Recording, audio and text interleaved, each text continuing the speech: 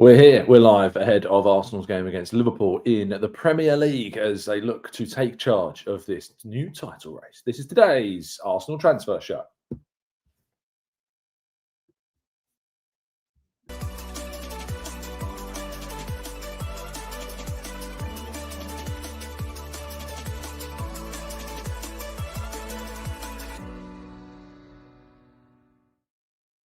Hello and welcome to the Gooner Talk, back again with you guys and girls for another episode of what is the Arsenal Transfer Show. Thank you so much as always for joining me and making this a part of your morning routines. It is greatly appreciated. Hope you're doing good.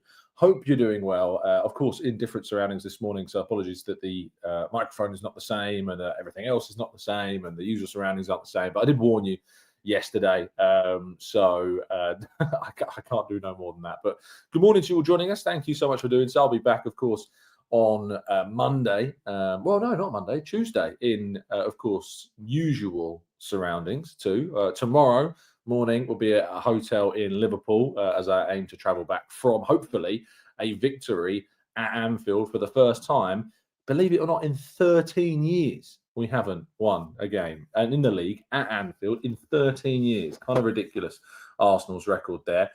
In the Premier League in particular. But yes, it's still an area that we need to find much better kind of, just improving in results and to find a way to get the wins, because this season, I think for Arsenal to have a hope of winning the Premier League, they're going to need to win in these huge matches away from home, Liverpool, Manchester City. But Anfield is the big one. It is the one where we hope that we find ourselves getting 3 points, more so than ever before, because of the importance of this game. If Arsenal get a draw there, it's not a terrible result, of course, but in the context of kind of hoping to win the Premier League, you need to be winning at your biggest rivals. And so winning at Liverpool is a massive one for Arsenal. You probably saw my eyes darting about the screen there because I realised I didn't put a Premier League roundup slide on. We're going to get onto that first. I've now sorted that. So let's jump into the chat box first, though. Good morning to Kirill and Carrie Ann. We've got Johnny, we've got Mike, we've got Connor, Martin and Kirill and Nifty Legend. We've got Angela and Beans on Toast. We've got Espresso. We've got, who else we've got? We've got Martin. We've got Umpumelelo. We've got Mars Gunner. We've got Tiger and Gooner. We've got Lucas. Good morning to you all. Thank you so much. Always so many of you for tuning in, dropping in live. If you could drop a like on the video, subscribe to the channel if you're new around here. Of course, on Instagram as well, I'm going to be trying to do my best to do kind of a behind the scenes, what the trip's like going up to Anfield, what it's like, involving yourself in a day of Arsenal away. So that will be dropping probably later on tonight after the game. And I'll look to do my best to film as much as I can and that I am allowed to. So it's worth bearing that in mind with that filming. Right, let's jump into today's slides, though. We begin with yesterday's Premier League action. Chelsea winning 2-0 against Fulham. Again, utterly ridiculous VAR decision in this game. Fulham punished horrendously for kind of that spin roulette. The standing leg for the piece of skill landed on one of the players' feet as they still, had very much the ball, and it's just a joke, like absolute horrible decision. That would have given Fulham, a 1-0 lead in this game, and Chelsea go on to win the game 2-0 and more kind of refereeing chaos throughout. So absolute horrendous officiating once again in the Premier League. But are we really surprised at this stage? Probably not. Manchester United also won against Burnley. More VAR drama in this game, of course, as well. Some really strange. I think there was a similar moment in this game, actually, to the Chelsea game with Bruno Fernandes and kind of supposedly a foul as well that wasn't given in this game for a very similar thing. So it's funny how these things work out, that moments in games kind of differ across, they're the same across games, but different outcomes to the different moments, of course, as well. So very, very strange, but very close to another draw for Manchester United. And, they ended up managed to get a 3-2 victory on the day to get finally their first win of the season.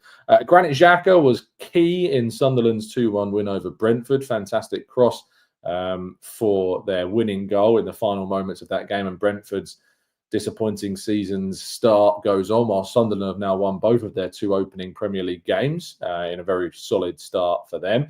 Spurs Just Spurs lost 1-0 at home to Bournemouth. Unveil your new signing, take the mick out of Arsenal, or try to put like an Eze caption on the tweet, unveil your new signing at the stadium. We can't all win 5-0 when we unveil our new signings at our grounds. Sometimes you've got to lose to Bournemouth. So brilliant. Bournemouth absolutely dominated the game. They should have won by a lot more in this fixture as well. They had chance after chance after chance, couldn't take any of them. And Spurs had one or two big opportunities, and that was about it. Wolves, another defeat for them at home to Everton. Everton have a really solid start to their season. Jack Grealish really proving to be a solid loan move for them. 3-2 victors at Molineux. And then the late kickoff, still without Alexander Isak. Newcastle struggling to score goals. 0-0 away from home against Leeds United. Today's games, 2 o'clock kickoffs between Brighton and Hove Albion and Manchester City. Nottingham Forest also taking on West Ham. Then the 4:30 kickoff at Anfield, Liverpool against Arsenal. And then a 7 p.m. Sunday kickoff.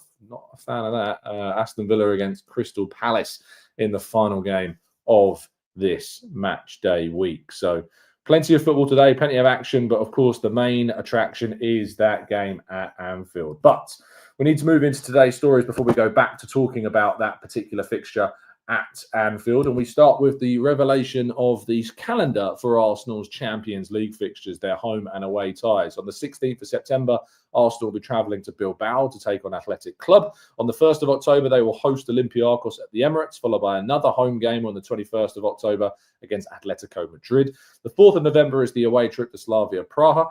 And of course, then later that same month is Bayern Munich at home on the 26th of November as well. On the 10th of December, they travel to Club Brugge, and then into January, they go to Milan on the 20th. And then the final game of the league phase for Arsenal is a home match against Kazakhstan side Kairat Almaty at the Emirates on the 28th of January. So they're all of the fixtures, so people can start booking flights, booking travel, and getting themselves to that game as best they feasibly can. And hopefully your trips are as good as they can be. And I'm hoping to book in a couple of these, or at least some of these, myself very soon. Arsenal released some more training pictures, of which they kind of finished this kind of funny photo of Zinchenko and Fabio Vieira sleeping on the job during training after clearly their team won in that training fixture. You've still got Reece Nelson, of course, here as well. But there's 3 players there that could yet leave before deadline day. Alexander Zinchenko, of course, linked to Marseille, but it doesn't look like that deal's going to go through. West Ham United are the most recent team to be linked with the move for Fabio Vieira, although, of course, now they're losing Lucas Paquetá, it looks like, to Aston Villa. It might be that they look more keen to try and sign Vieira, but there are a number of German clubs also interested in him, including Stuttgart, and one team that is said to be in the Champions League. If it turns out to be Frankfurt, well, there's a TGT irony there, of course. And if you know, you know. Reece Nelson, of course, still very much on the radar of clubs like Crystal Palace. Whether he leaves before the deadline still remains to be seen. And Piero Hincapie said goodbye to his Bayer Leverkusen supporters on Saturday as Bayer Leverkusen took on their final game. He was on the bench for that. He didn't come off the bench. He just sat on the bench for the entire game, didn't play a single minute, but did say goodbye to the fans after the fixture. He will join Arsenal after completing a medical today for around £45 million if Arsenal choose to make that option a permanent move. Now, some really interesting kind of information came out about the Hincapie transfer yesterday. James McNicholas on The Athletic reporting the story around the idea of the option and the obligation, which provided some really good clarity around this. So if you have an obligation to buy in a loan, it's accounted for the current year. But if it's a loan with an option, it is accounted for the following year, should you decide to make that deal permanent. So while we did get quite excited yesterday about the whole option to buy rather than the obligation to buy, it turns out, and it seems indeed, that this option to buy is more financially motivated around the timing of when the deal will go through. So even though it's just an option, there is a sense between all parties, between the two clubs, between the player, that this deal will be made permanent for sure in the summer of 2026 for that £45 million deal. So yes, that's kind of where we're at on the front of Hincapie. Now, just a final thing before we move to our little mini preview, and that's that Martin Odegaard has been spotted with the Arsenal travelling squad. As is always the case, we tend to see the Arsenal team, of course, pictured after their travels. Usually, if they're traveling to the northwest, they go by train. And as you can see from the players, of course, that were pictured, you've got the likes of Eberechi Eze Debut and Martin Odegaard, of course, pictured here. But it is the big one that Odegaard is with the team, has travelled and seemingly was successful in training yesterday, which means that Odegaard could be involved today. Still, for my money, and we'll come on to the lineups, I still don't think I'd risk him. I don't think you need to, but we have got other options for the game. If he is fit, we could potentially go with Eze on the left-hand side. I guess we'll have to wait and see. But let's go to part two, which is always on match day, our mini preview.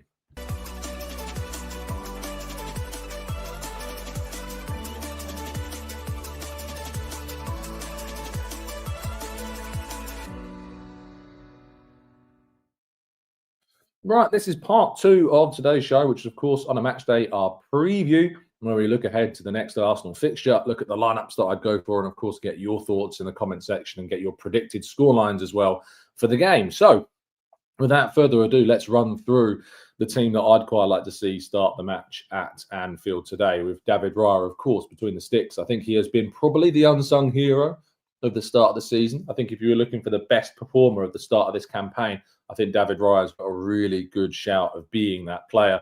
Some fantastic saves at Manchester United, a brilliant save from that header from Pascal Struijk against Leeds United as well. I think David Raya, with 2 clean sheets from 2 games and having made some really good saves, is definitely up there as a potential candidate for the player of the opening 2 games. Jurrien Timber at right back, of course. William Saliba, right-sided centre-half. Gabriel, left-sided centre-half. Calafiori for me at left-back. I know many of you would like to see Timber at left-back, maybe Ben White at right-back. But I'm trusting Calafiori and Gabriel to try and shackle down Mohamed Salah as best we possibly can in the game, but it is going to be very, very difficult to do because he is an excellent player.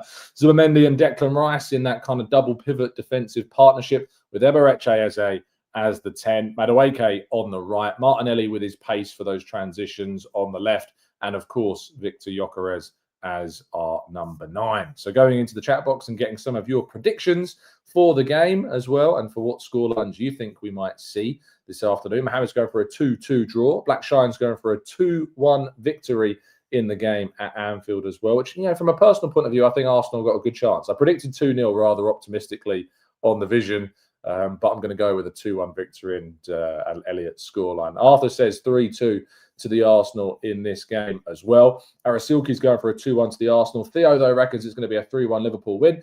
Natalie says 2-1 to the Arsenal, as does Dowell as well. Knowledge says 3-2 Arsenal. Carl's going for a 2-2, although he's praying for a 2-1 victory. Connie says 3-1. Brad says 3-2 to Arsenal. Alex is going for a 2-2 with Martinelli to score, because he always likes scoring against Liverpool. He does, which is another reason why I think he's in my team today as well. Temi's got his reverse psychology out this week for a 4-0 defeat. Ekitike, hat-trick with a Gabriel own goal. Hopefully, it's the reverse of that. Z says it'll be a 0-0 board draw by full time, which, you know, I think many Arsenal fans would probably take. In fact, that's going to be the poll that I leave you in the chat box today, is if you could be offered the chance of a draw, would you take it? Would you take a draw if you were offered it right now? So that is the question that I'm asking you this morning. Would you take a draw if I offered it to you right now? That is the question. So I want to get kind of in the mindset of where your heads are at regarding what you're thinking and how you feel Arsenal need to approach this game. So get voting on that poll and make sure that you get your answers in, because I really want to get inside your thoughts and your minds about this and break down some of those walls and find out. Now, you don't always want that to be the case. You don't always want somebody to be able to break down the walls that surround your data in particular, and the protectiveness that's, you know, just being on a public Wi-Fi service, for instance. It's never the best idea to just stay around those and to be, you know, on those without some kind of wall, some kind of shield that might protect you from anyone stealing your data on a public Wi-Fi service, or even through even other means. You never know these days. And there is only one place that you can, of course, get that safety and protection that you might need. And that's, of course, with the help of NordVPN. If I go to nordvpn.com/Gooner, you can get yourself a significant discount off a 1 or a 2-year plan. If you go with that 2-year plan, you can get 4 months extra thrown in free on top of that as well. If you're not happy with the service for whatever reason, you can also get a 30-day money-back guarantee as well. Shield your data from those snoopers and criminals and listen to your favorites while you're abroad by changing your geolocation digitally. It is an absolute no-brainer. Right, let's go to part 3, your comments and thoughts and questions right after this.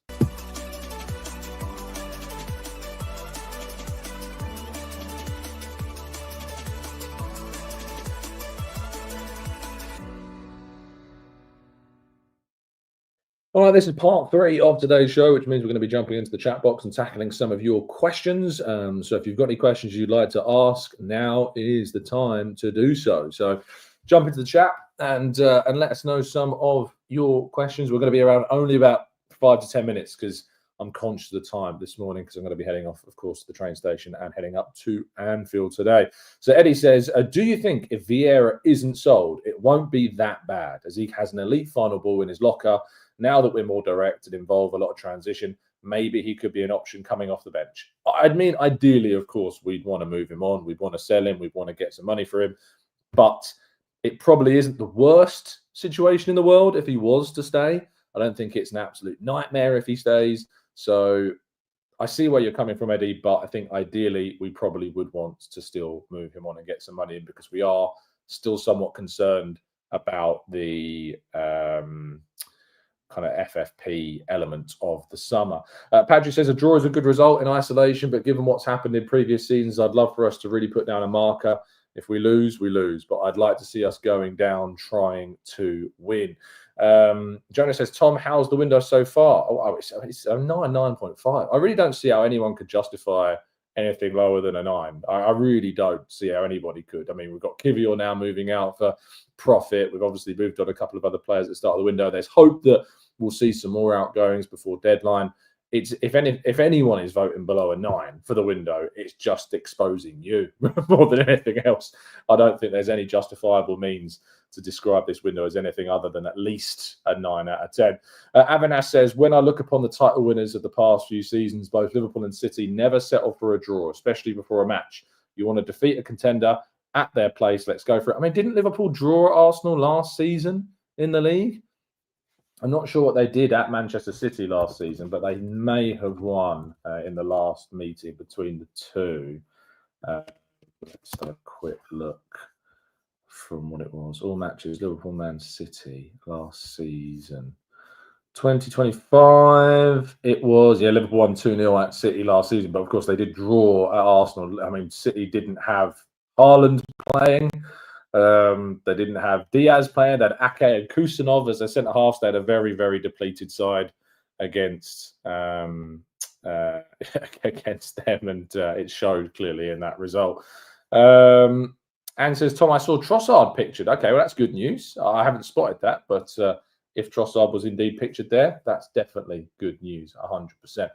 Let's have a quick check on that poll, shall we? So 62% of you so far saying no, you wouldn't take a draw if you would have offered it. Right now, 38% of you, though, say yes, you would take a draw at the moment. John says, Tom, do you know what kit we're going to be playing in? I think the third kit. Today, I think we're going to be playing in the third kit. You can usually tell by the post that Arsenal put up. Yes, we will be playing in the third kit from the looks of the graphic that they've used. So the white kit is what we're playing in today. And says, Tom, the reason why I say 7, I'm not even going to entertain it, I'm sorry, mate. That's ridiculous. Tamara says, Tom, what do you think of Zinni's behaviour? He said in his biography that it hurts his family not seeing him play, but he has a chance to leave and play regular football, but yet he's refusing to leave. I don't know if he's refusing to leave. It just doesn't seem like there's much in the way of kind of serious interest in Zinchenko. I just don't see how on earth you can move a player on that doesn't have interest in a club trying to sign. Plus, you've got the issue of kind of £150,000 per week. You know, that's a real stumbling block for a player who's not really playing. I don't have an issue with him being on that at Arsenal because that's what he should have been on at Arsenal. You know, but at the end of the day, I just cannot, for the life of me, work out why why it's kind of the situation has devolved as much as it has off the back of these quotes that have emerged ever so recently as well. So yeah, I kind of, it's frustrating. I see why he's on that wage, but the quotes and stuff, it's really, really difficult. Let's go back to Anthony's comment. I'm only messing around. And so the reason why I say 7 is because certain players haven't left yet, like Zinchenko, who's crying about game time. Lokonga's still here. Get them gone. Bring in a left winger and it'll be a 10. The left winger is not going to happen. We've already signed Eze, mate. He's here. Eze is a really good option for us on the left. You're not going to see a left winger come in. We've spent a record amount of money. Total investment goes over £300 million. If the fact that a left winger takes it from a 7 to a 10 with Zinchenko and Lokonga's future that important, I'd love to know how 8 signings have only taken us up to a 7 in your estimations. I'd love to know the maths behind that, because that just isn't making any sense for me. THC says, Tom, how likely is it that VAR or a red card is the talking point over us dropping points tonight? Well, if Arsenal do drop points and there is a controversial decision, I still think there'll be more talk about the fact that Arsenal didn't win than there will be about any kind of decision, because that's just kind of how things work these days. But yeah, very, very difficult to see or foresee kind of any clean game going on between the two sides. Carl says, how important is it not to lose? Do you feel this game is more just a not lose situation than ever being more confident of a winning game? And especially if Isak gets his move to Liverpool as well. I think it's more important to win this game than it is to not lose this game. It's one of the rare occasions, I think, in the season where I'm looking at the fixture and saying I think it's more important that we win than it is not lose, just because of the potential psychological boost, because the potential kind of ramifications for both teams if Arsenal were to win this game. I think it's, in seasons gone by, I'd probably disagree with that point and said, it's more important that we just make sure we don't lose this game. I actually think it's this time around, it's more important to win than not losing. I like that comment from before about, if we go down swinging, then we go down swinging, but we need to go into this game with the mentality to win it. So that's what I'm looking out for. That's what I'm hoping for in this fixture. Couple more questions just before we wrap things up. Carl says, I don't think that people realise how great a signing Hincapie is. He's perfect for what Arteta wants. I agree with you. I think it's potentially a really, really shrewd piece of business by us. Salahuddin says, Liverpool looks shaky. Jamie Carragher is playing Liverpool in transition because they got 7 players instead of admitting they're a weak team defensively, and Kerkez has been bad. Reverse cycle. I mean, yeah, Jamie Carragher changes his opinion like the wind when it comes to Liverpool. So he was saying they were favourites at the start of the season. He was saying that Arsenal were third favourites. If he's not turning around and saying that Liverpool are favourites for this game, it's just showing the hollowness of the opinion, in my opinion. Maximo says, Tom, I don't want anyone to sign for Liverpool before our game tonight. The crowd will get a raucous kind of effect to it, and it could affect the players' mentality. Let's hold the ball and keep the crowd quiet. It's going to be difficult to do that, but of course, if you can get a goal, that's the best way, I think, to quieten down the crowd. Right, let's wrap things up there. I'm going to go for a 2-1 Arsenal victory myself. Let us know in the comment section down below what you're going for. Of course, I'll be hoping to bring you as much behind-the-scenes content from the trip up to Anfield today, later on my Instagram page, @Tom Canton Media, if you want to follow us over there. Thank you so much for listening. Do drop a like. Do subscribe if you're new around here with those notifications turned on so you never miss a show. And as always, up the Arsenal.